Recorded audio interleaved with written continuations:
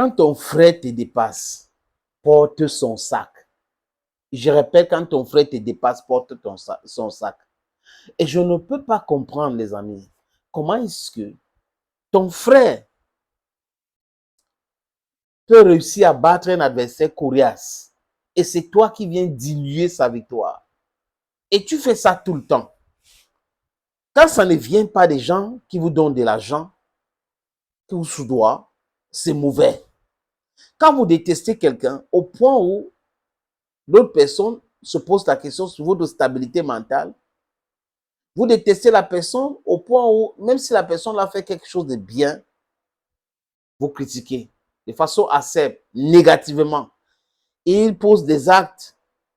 Vous dites que non, pourquoi il a aidé la maman là comme ça, il ne devait pas aider la maman là comme ça, il a donné l'argent avec la main droite. Quand on aide quelqu'un en tant qu'Africain, on devait donner avec la main gauche. Et regardez comment il est en train de sourire. Il ne devait pas sourire comme ça parce que ce genre de sourire montre qu'il se moquait. Vous voyez des gens qui sont toujours dans l'analyse négative, c'est du satanisme, même la sorcellerie, même à la limite, ou c'est psychiatrique même. Je ne sais pas dans quelle catégorie lui il tombe, Niemek.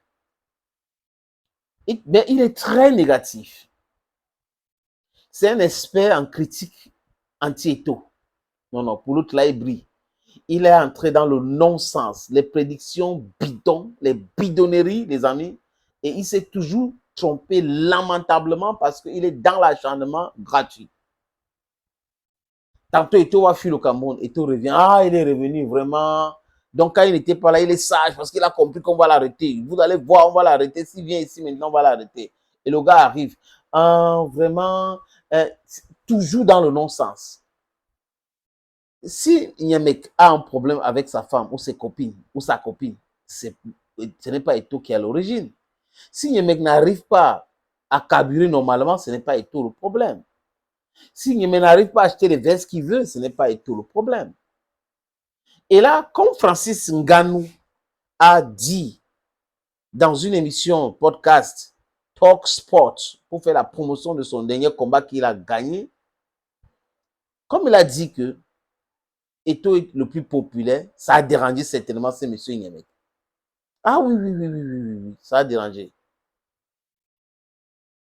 Parce que quoi? Le journaliste pose la question à Francis Ngannou, les amis. Regardez comment les gars, regardez qu'ils sont amers pour rien. Entre toi et Roger Mila, ou entre Roger Mila et toi, qui est le plus populaire? Et Francis Ngannou dit, c'est Samuel Eto'o, vous avez oublié celui-là.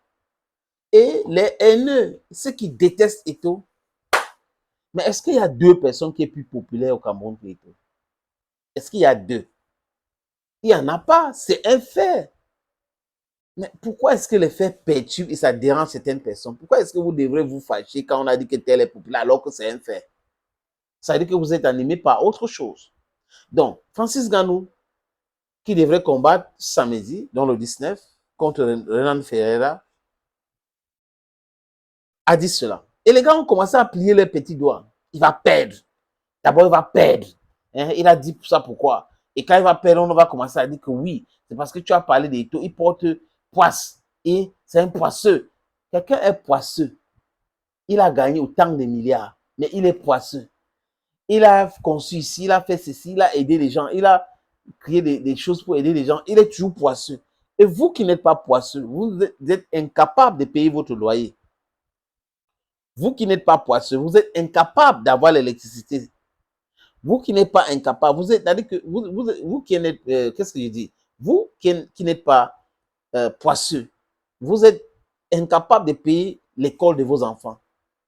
Mais entre vous et lui, M. Nyemek, qui est incapable et qui est poisseux? Qui est donc incapable et poisseux? Tu n'arrives pas à régler tes factures, mais c'est toi qui es chanceux. Tu as quelle chance?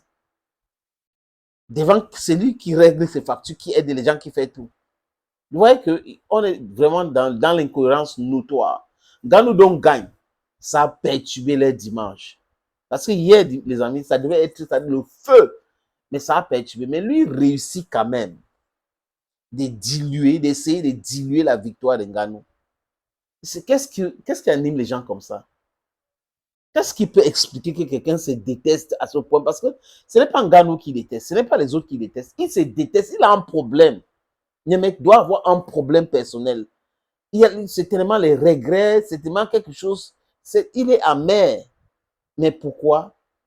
Je crois qu'il est temps à ce que certaines espèces essayent d'enquêter pour comprendre pourquoi ce monsieur est si amer comme ça. Il est comme cet éthologue qui est toujours amer depuis qu'on lui a refusé le poste à la FECAFO. Il est toujours amer. Thank you, friends, and bye bye for now.